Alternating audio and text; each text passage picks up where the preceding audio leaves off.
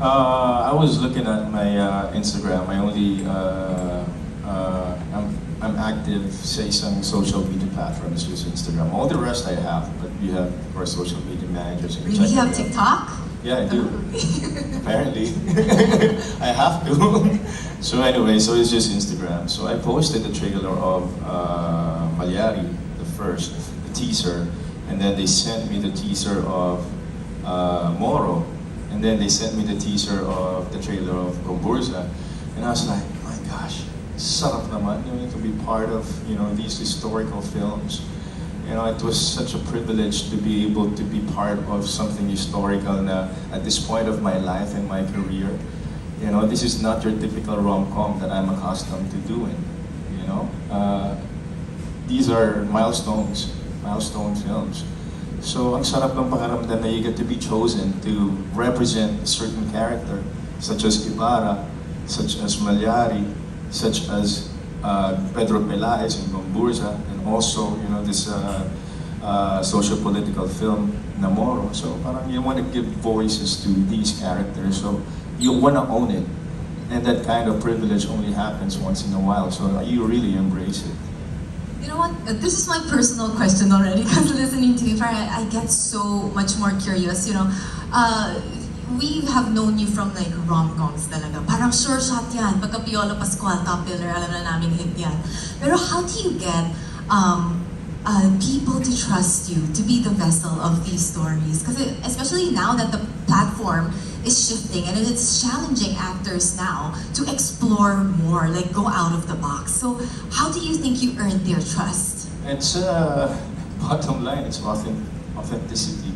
If you're not authentic, if you're not real, if you don't show truthfulness to what you're doing, then you're in trouble. I guess that's my contribution. I don't fake it. I don't, try to be somebody that I'm not, or I don't try to do something that I cannot do.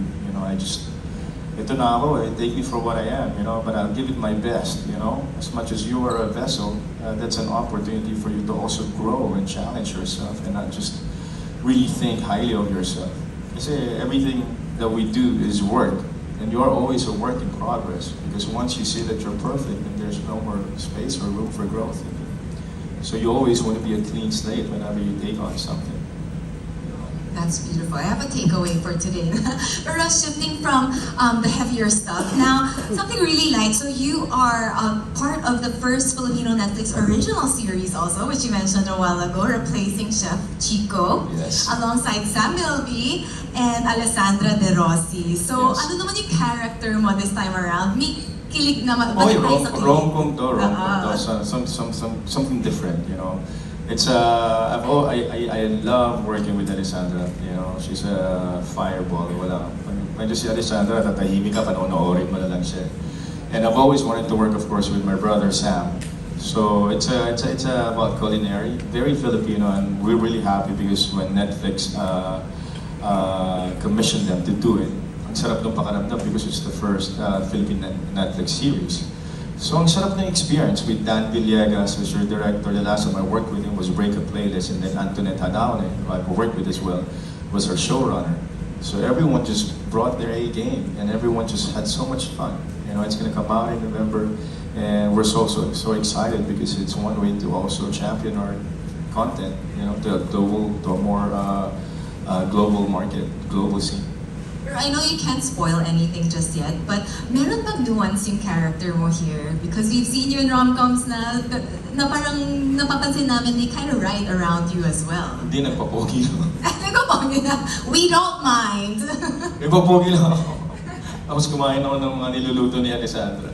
No, I was just there to really support Alessandra. I mean, for whatever I did, I guess it just gave life to the story that these guys beautifully wrote. And maganda siya kasi ang dami mong matututunan when you watch it. So,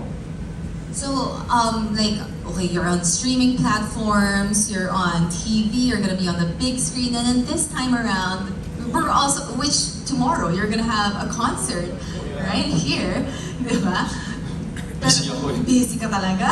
Hindi halata. Busy ako eh. Pero before we get to that, last July, you already performed sa US kasama yung mga kapwa mong cornerstone stars sa All-Star concert. Yeah. And this November, babalik ka sa US and Canada right after your third solo concert tomorrow. So ano naman maaabangan nila for that one?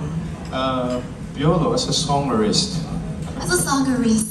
No, tomorrow is, I've always been so intimidated by the stage. I can be shy at times. Na bordering na sa pagka-introvert. Kasi nga mahihiyain talaga ako eh. You know, if you don't talk to me, I won't talk back. But on stage, to be able to kind of, get your audience engaged for 2 hours, that for me is hard. Because I'm an audience myself. Hindi ako mahilig na ako yung bida, ako yung host. Anyways, but this time around, doing this concert tomorrow, it took me 15 years. I remember ABS, Star Music would hound me every year, year in, year out. Either Valentine's or November, they'd always ask me every year, mag-concert ka na. I just had no time because I either doing TV or film. But when this came about, I was like, okay, sige, play natin. Saan tayo? Sa resort. So, ilang anong capacity? 2,000. Okay. So, ang dami ko na nasagot ng mga pamilya. Nagsunod-sunod ko lang sila. You're the commitment type, no? Where you say yes to everything first and then... So after this, next week I leave for the States. I also said yes to another first time na in a long time doing all solo shows. I'm bringing this concert to 5 cities. Guest ko sa iba, si Miss Ay, si Mama Ay, and then si Peachy, si Ruth Mami sa iba. But it's 5 full-on concerts. I like singing because I get to express myself in a different way. The way I do stage, the way I work the camera for film or TV. It's a different expression, but it's also, it also brings out a certain passion in me because I like to express. So when I sing, I get to be more personal, and that's a totally different side of me when I do a show because I tend to just really get intimate and personal because you want to be as engaging as possible. And I enjoy the whole 2-hour set. And yeah, so I'm not going to be doing something I'm not comfortable doing, definitely, but I'm going to showcase some strong songs that I've done through the years, through the last 25 years of my being around in the industry. But speaking of the intimacy and how personal singing is for you, you will be releasing a new 8-track album under Star Music. Yeah. So now the question is, nasan yung puso mo in making this album? Like, anong mga love stories that are gonna be told? This is also a long time coming. We started working on this album, if I'm not mistaken, probably pre-pandemic. Jeff, when did we start working on this project? Pre-pandemic, because it was hard to kind of collect the songs and get the right people to sing with. Basically, the concept of the album is duets, ultimate duets with our female singers. We have Kyla, we have KZ, we have Yang, we have Moira, we have Regine, we have Juris, and then Morissette. Wow. So I have all the great female singers of our time, and it's all original. So yeah, finally we were able to get the last song mixed yesterday. We wanted to actually release it on the day of the concert, but there's mga nitty-gritty pa. So we're gonna release it next month in time for Christmas. And maybe right before your US tour in Canada. Like somewhere in between there. We'll find time, kung may Somewhere space. there. Yeah, but we're very excited for Yeah. that. Pero yun nga, kasi how do you pick the songs that... I like to do original. I like to do mga young composers kasi they have so much emotion. And of course, you deal with the classic ones, but you wanna do something that's now. Where they are, yung mental state nila, yung state of mind nila. So you wanna, give meaning to their lyrics. So the original songs that we did with the female singers, marubdob, mga love songs talaga. Pero masarap. Yeah. Kahit na masakit, masarap din eh. Mga ganun. Masarap yung journey. Yeah. Pero